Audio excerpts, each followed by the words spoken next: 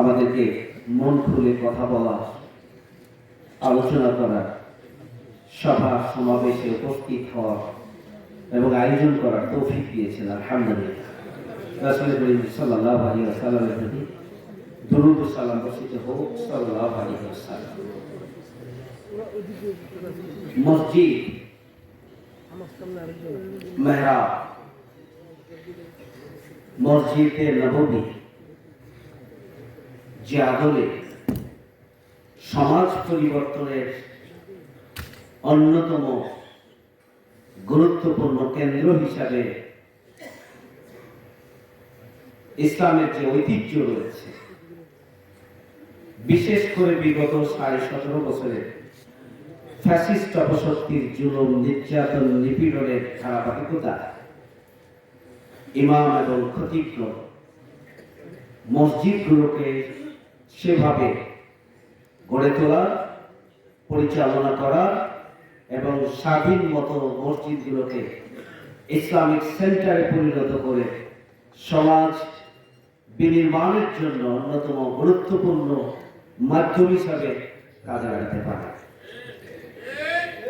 আমি অনুরোধ করতে চাই, মসজিদের ইমাম হবেন তারাই যারা 5 ওয়াক্ত নামাজ পড়ে।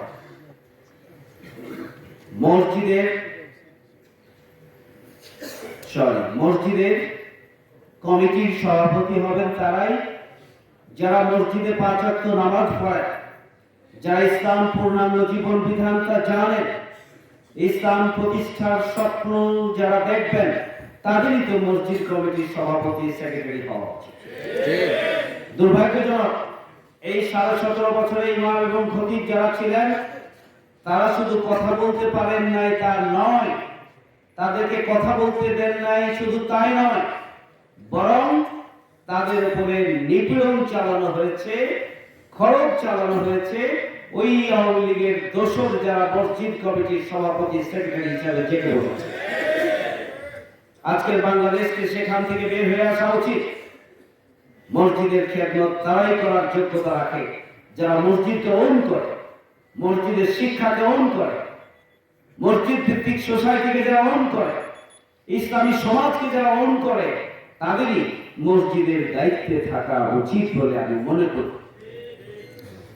সম্মানিত ওলামায়ে কেরাম, আমি কয়েকটি বিষয়ে দৃষ্টি আকর্ষণ করতে চাই।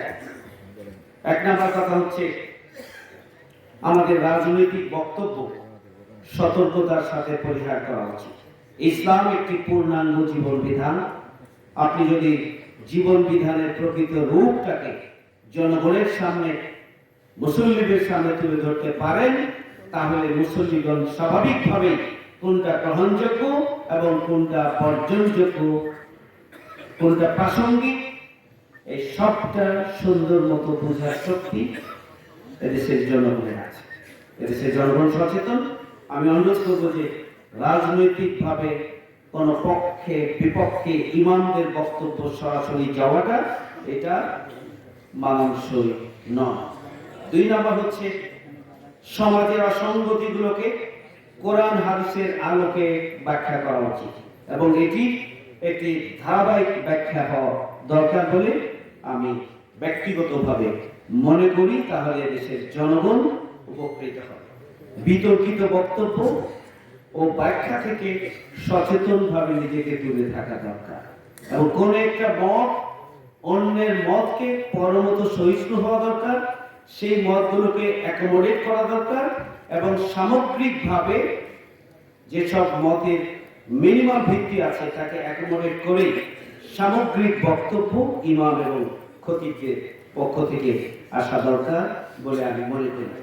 ইসলামের পূর্ণাঙ্গ রূপ এখন অধিকাংশ মানুষ জানে না, ইসলামকে ধর্ম মনে করে।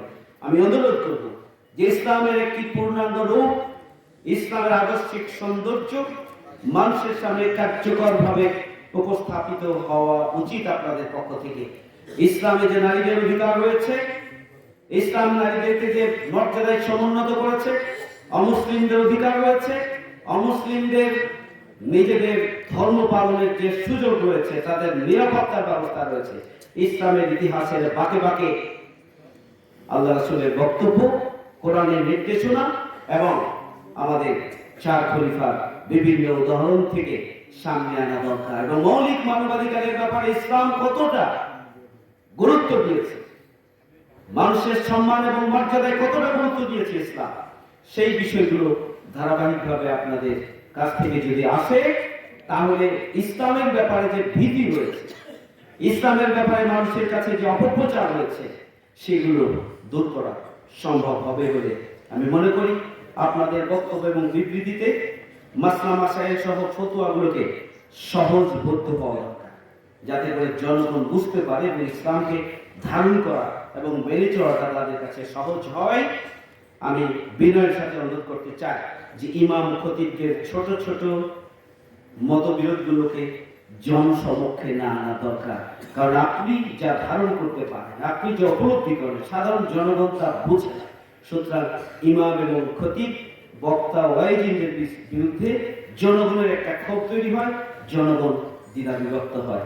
এই ব্যাপারে সচেতনভাবে আপনাদের সতর্ক থাকা উচিত বলে আমি মনে করি। সবশেষ বলবো, মসজিদকে কেন্দ্র করে সমাজ সংস্কার, শিক্ষা এবং সমাজ কল্যাণমূলক কাজের কেন্দ্র হিসাবে মসজিদকে গড়ে তোলার জন্য এই নতুন বছরের নতুন উদ্যমে আপনারা ভূমিকা পালন করুন।